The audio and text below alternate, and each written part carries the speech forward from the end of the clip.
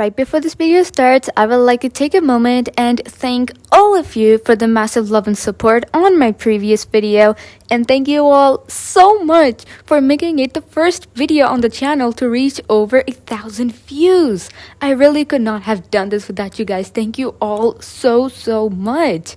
But most of all, welcome to everyone who was introduced to the channel because of that video. I hope you enjoy your stay here and enjoy the content I put out there for you to watch and enjoy. Okay, back to the video. Hello everybody, this is me Z here, and welcome back to part 2 of taking a look at old art.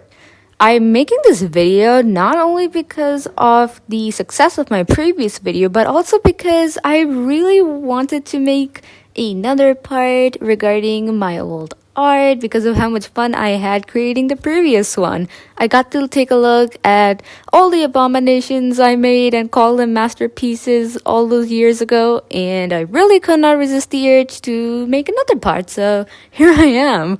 And for those of you who are new to the channel and have absolutely no idea as to what the heck is going on, then welcome! I do everything digital art here, and if you're curious as to what goes around and about here, make sure you leave a like and subscribe to the channel to become a part of the Z Nation family.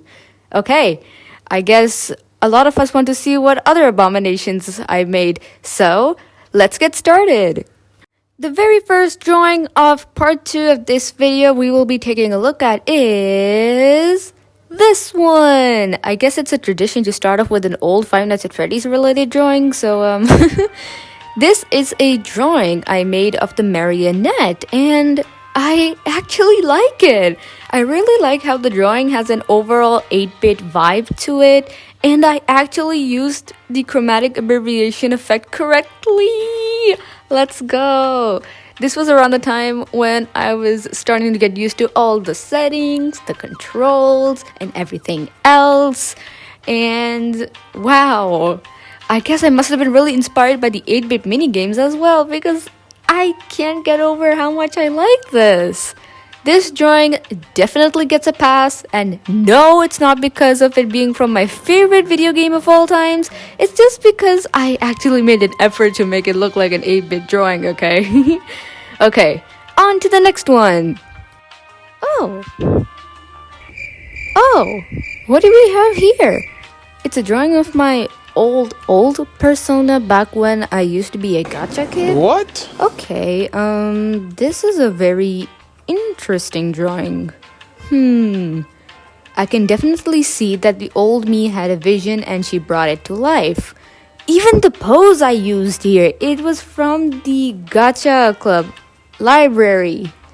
Okay, I suppose she did try to execute the pose as accurately as possible, which she did somewhat succeed in, and I'm going to admit, I kind of like how the eyes and the hair turned out, even if there are some anatomy issues.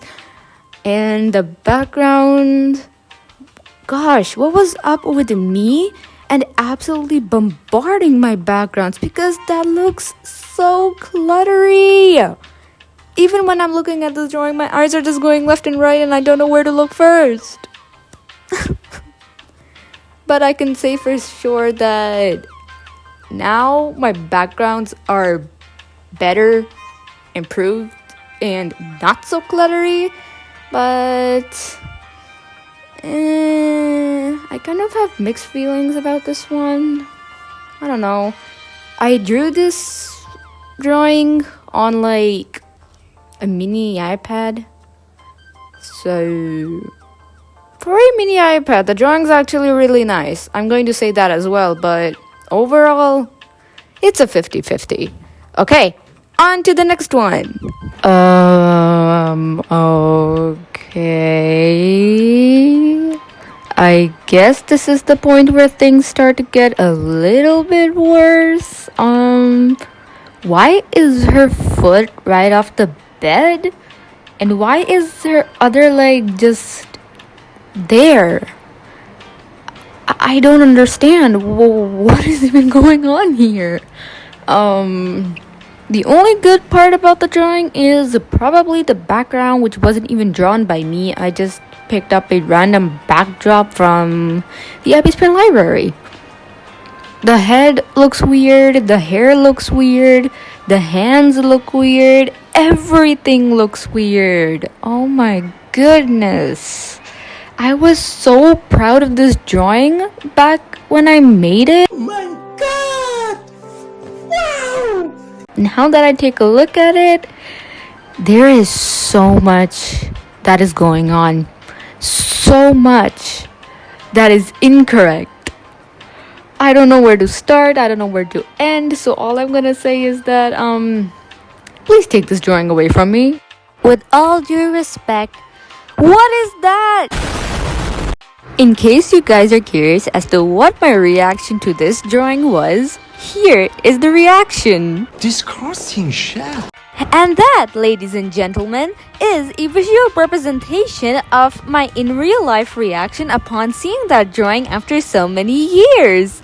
Can't you see how lovely it is? The pink background, me drawing Mina Ashido as the main character in the drawing, and the way her legs are crossed with those hideous looking shoes? Me neither. Oh my gosh, can you also believe the fact that her hand is literally tucked in her pants?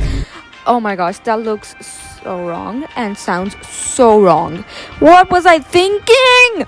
Why did I not know how to draw poses correctly?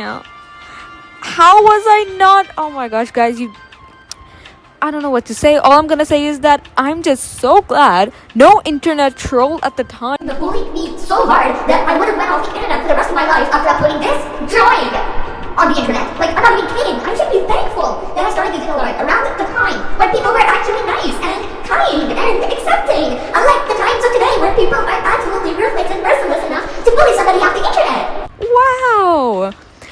Whenever I take a look at this drawing, I just want to wash my eyes with bleach or something, because there is no way I could draw something so ugly, okay? And now that my eyes have witnessed enough torture, I am now going to go into the furthest corner of the room and cry, because I don't know what the heck I just witnessed, but I witnessed what my eyes believed was torture.